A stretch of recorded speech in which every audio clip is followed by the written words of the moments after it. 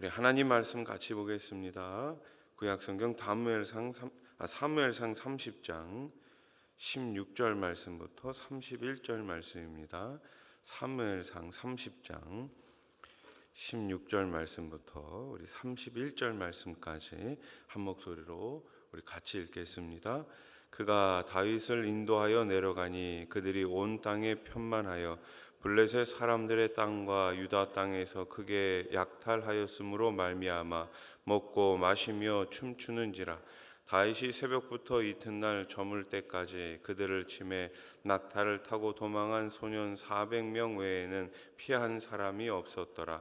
다윗이 아멜렉 사람들이 빼앗아 갔던 모든 것을 도로 찾고 그의 두 아내를 구원하였고 그들이 약탈하였던 것 곧 무리의 자녀들이나 빼앗겼던 것은 크고 작은 것을 막론하고 아무것도 잃은 것이 없이 모두 다윗이 도로 찾아왔고 다윗이 또 양떼와 소떼를 다 되찾았더니 무리가 그 가축들을 앞에 몰고 가며 이르되 이는 다윗의 전리품이라 하였더라.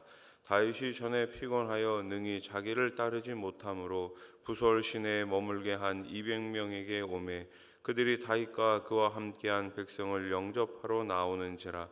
다윗이 그 백성에게 이르러 문안하매 다윗과 함께 갔던 자들 가운데 약한 자와 불량배들이 다 이르되 그들이 우리와 함께 가지 아니하였은즉 우리가 도로 찾은 물건은 무엇이든지 그들에게 주지 말고 각자의 처자만 데리고 떠나가게 하라 하는지라. 다윗이 이르되 나의 형제들아 여호와께서 우리를 보호하시고 우리를 치러 온 그 군대를 우리 손에 넘기셨은즉 그가 우리에게 주신 것을 너희가 이같이 못하리라. 이 일에 누가 너희에게 듣겠느냐? 전장에 내려갔던 자의 분깃이나 소유물 곁에 머물렀던 자의 분깃이 동일할지니 같이 분배할 것이니라 하고 그날부터 다윗이 이것으로 이스라엘의 율례와 규례를 삼았더니 오늘까지 이르니라. 다윗이 시글락에 이르러 전리품을 그의 친구 유다 장로들에게 보내어 이르되 보라 여호와의 원수에게서 탈취한 것을 너희에게 선사하노라 하고 베델에 있는 자와 남방 라못에 있는 자와 야뜰에 있는 자와 야로엘에 있는 자와 신몬에 있는 자와 에스드모아에 있는 자와 라갈에 있는 자와 여라무엘 사람의 성읍들에 있는 자와 겐 사람의 성읍들에 있는 자와 홀마에 있는 자와 고라산에 있는 자와 아닥에 있는 자와 헤브론에 있는 자에게와 다윗과 그의 사람들이 왕래하던 모든 곳에 보내었더라. 아멘. 할렐루야. 오늘 새벽에도 우리 하나님이 은혜 주시고 응답해 주실 줄로 믿습니다. 우리 옆에 계신 분들과 인사합시다. 새벽에 하나님이 도우십니다. 은혜 입은 자에게 반드시 나타나는 두 가지 증거가 있죠. 무엇일까요? 하나는 감사고 또 하나는 나눔입니다.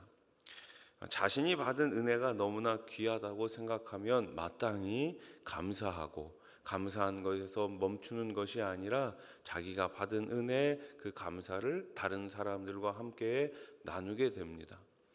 어제 한 성도님 댁에 새가족 신방을 다녀왔습니다.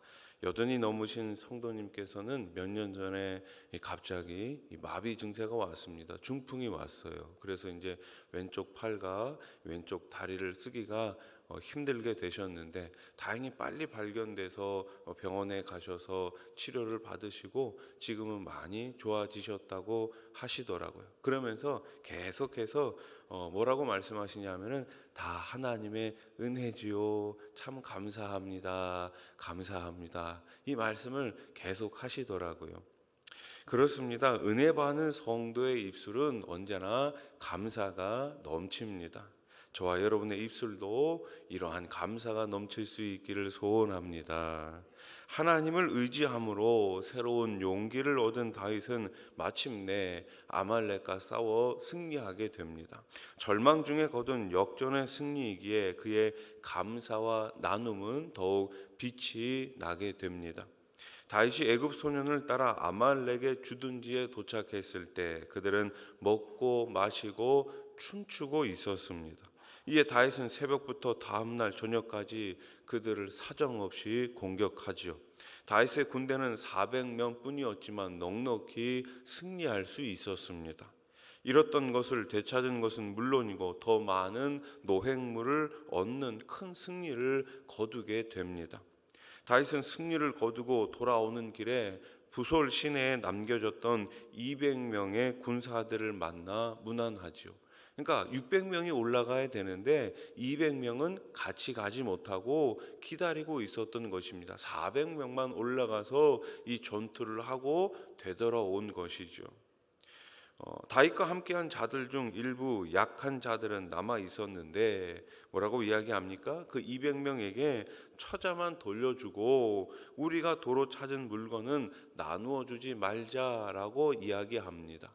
사실 이게 맞죠. 400명이 올라가서 전쟁을 벌였습니다. 그러니까 그 전쟁에 참여한 자들에게 이 모든 노획물을 나눠주는 것은 사실 그 당시에 맞는 행동이었습니다. 올라가지 않은 사람, 전쟁에 참여하지 않은 사람은 나눠주지 않아도 아무 말 할 수가 없었죠. 목숨 걸고 싸운 자신들의 수고를 인정해 달라는 이 주장이 참 일리 있어 보입니다. 하지만 그들이 잊고 있던 것이 있습니다. 승리는 그들의 수고가 아니라 하나님의 은혜의 결과라는 것입니다. 은혜 앞에서 공로를 주장하는 것은 불신앙과도 같습니다. 23절 말씀을 보십시오. 다윗이 이르되 나의 형제들아 여호와께서 우리를 보호하시고 우리를 치러 온 그 군대를 우리 손에 넘기셨은즉 그가 우리에게 주신 것을 너희가 이같이 못하리라. 아멘. 전쟁은 이스라엘 백성들 다윗과 함께 한 400명이 했습니다. 그러나 이 전쟁을 이기게 하신 분이 누구시라고요? 바로 하나님이시다라는 겁니다. 하나님께서 그 아말렉 군대를 우리 손에 넘겨주셨기 때문에 우리가 이길 수 있었다라는 다윗의 고백이죠. 다윗은 전쟁에 참여했던 자들이나 남겨졌던 자들이나 동일하게 분배받을 것이라고 말합니다.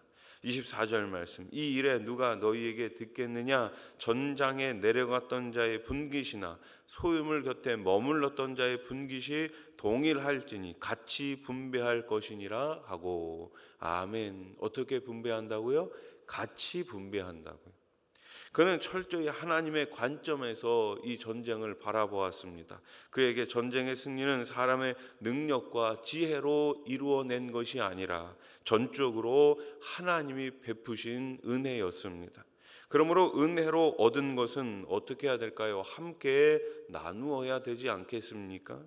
우리가 누리는 것들은 하나님이 주신 은혜의 선물입니다. 나에게 주신 건강, 나에게 주신 가족들, 나에게 주신 모든 물질들 하나님께서 주신 은혜의 결과입니다. 우리는 하나님의 은혜를 전달하는 통로가 되어야 하는 것이죠. 다윗은 전리품 분배에 대한 원리를 이스라엘이 지켜야 할 율례와 규례가 되게 합니다. 이 이후부터 다윗이 이러한 법칙을 만들어 놓은 것이죠. 구약 시대의 법령은 주로 돌판에 새겼는데 이는 함부로 고칠 수 없음을 의미합니다. 다윗은 은혜의 나눔이라는 원리를 이스라엘에서 바꾸지 못할 규범으로 삼은 것입니다. 은혜의 나눔 원리는 이처럼 하나님 나라 백성의 기본적인 원리입니다. 효율과 실리를 따지느라 하나님 나라의 원리를 범하는 것은 하나님 나라 백성의 정체성을 버리는 것과 같죠. 다윗은 다시 시글락으로 돌아와 아말렉에게서 얻은 전리품을 유다의 장로들과도 함께 나눕니다. 특히 각 지명들을 일일이 열거함으로써 여러 곳에 보냈음을 알게 됩니다. 다윗은 자신이 이스라엘 왕으로 기름 부음 받은 자임을 결코 잊지 않았습니다. 그래서 아말렉의 침략과 블레셋과의 전쟁, 사울의 통치 아래서 힘든 나날들을 보내고 있던 장로들과 백성들을 위로하고자 전리품을 보내게 됩니다. 은혜의 나눔은 안으로 모으는 것이 아니라 오히려 밖으로 흘러가야 하는 것이지요. 밖으로 계속 흘러가야 합니다. 저와 여러분이 받은 하나님의 은혜가 우리의 이웃들에게 흘러가는 그러한 아름다운 모습들을 우리 주님께 또 이 세상에 보여줄 수 있기를 소원합니다. 교회 리더는 감사와 나눔을 알고 실천할 줄 알아야 합니다. 교회는 산속에 따로 떨어져 있지 않습니다. 교회는 세상 속으로 들어가, 세상 안으로 들어가 교회가 받은 은혜를 함께 나누어야 하는 것이죠. 나누면 풍성해지는 것이 하나님 나라의 원리입니다. 예수님을 따르던 5천 명이나 되는 사람들이 배불리 먹을 수 있었던 것은 한 아이의 손에 있었던 오병이어 보리떡 5개와 물고기 2마리였습니다. 찬송가 50장, 제가 어렸을 때 자주 부르던 찬송가가 있습니다. 교회에서 내게 있는 모든 것을 아낌없이 드리네. 주일학교 때 헌금송으로 매주마다 불렀습니다. 사랑하고 의지하며 주만 따라 살리라. 어렸을 적엔 이 가사의 내용을 잘 이해하지 못했습니다. 근데 나중에 나이가 들고 이 찬양의 가사를 다시 생각해 보니 두 번째 줄 가사 내용이 참 중요하더라고요. 사랑하고 의지하며 주만 따라 산다면 내게 있는 모든 것을 왜 아낌없이 드리지 못할까요? 주만 바라볼 수 있다면, 주님만 의지한다면 나에게 주신 모든 것 다 주님께 드리고 다 나누며 살아도 우리 하나님께서 더 크게 책임져 주시고 사용해 주시고 되돌려 주시는 줄로 믿으시기 바랍니다. 이제 다윗은 과거 열정만 가득한 미숙한 지도자가 아닙니다. 그간의 숱한 고뇌와 어려움을 겪으면서 참된 인격과 지도력을 갖추게 되었습니다. 그리고 무엇보다 하나님의 은혜를 아는 지도자가 되었습니다. 우리도 이 하나님의 은혜를 아는 자로서 감사와 나눔이 풍성하기를 간절히 주님의 이름으로 축복합니다. 기도드리겠습니다. 1000번째 헌금. 내 평생의 선하심과 인자하심이 반드시 나를 따르리니 내가 여호와의 집에 영원히 살리로다. 아멘. 하나님 아버지 감사합니다. 거저 받은 것을 거저 주라는 주님의 말씀, 이 말씀을 우리가 오늘도 다시 한번 기억합니다. 하나님의 은혜를 받은 자로서 그 은혜에 대하여 감사하며 나눌 수 있는 우리 수원아산 교회가 되게 해 주시옵소서. 오늘 다윗의 이 리더십을 통하여 다시 한번 교회가 무엇을 해야 할지, 우리 교회 성도들, 일꾼들, 지도자, 리더들이 어떻게 신앙생활을 해 나가야 될지 생각하게 됩니다.